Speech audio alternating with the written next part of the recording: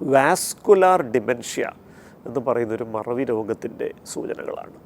ഈ vascular dementia എന്ന് പറഞ്ഞാൽ തലച്ചോറിലേക്കുള്ള രക്തക്കുഴലുകൾ, പ്രത്യേകിച്ച് ചെറിയ രക്തക്കുഴലുകൾ അടയുന്നതിനെ തുടർന്നുണ്ടാകുന്ന ഒരു മറവി രോഗമാണ്. ഈ പ്രഷർ, ഷുഗർ, കൊളസ്ട്രോൾ തുടങ്ങിയ കാര്യങ്ങൾ പലതും കൃത്യമായിട്ട് നിയന്ത്രിക്കാൻ കഴിയാതെ പോയാൽ അത് തലച്ചോറിലെ രക്ത ഓട്ടത്തെ ബാധിക്കാൻ തുടങ്ങും.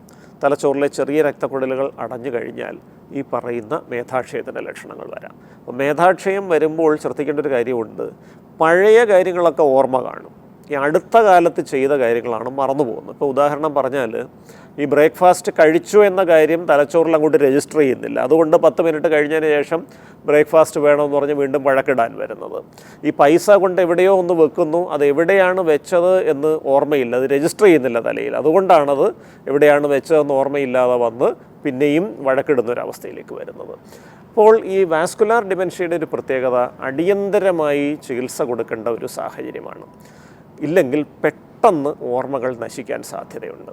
അപ്പോൾ തലച്ചോറിലെ അസറ്റൈൽ കോളിൻ എന്ന രാസവസ്തുവിൻ്റെ അളവ് വർദ്ധിപ്പിക്കാൻ സഹായിക്കുന്ന ചില മരുന്നുകളും തലച്ചോറിലെ രക്ത ഓട്ടം തടസ്സപ്പെടുന്ന സാഹചര്യം ഒഴിവാക്കാനുള്ള ചികിത്സകളും കൊടുത്താൽ ഈ അവസ്ഥയിൽ നല്ല പുരോഗതി വരാം.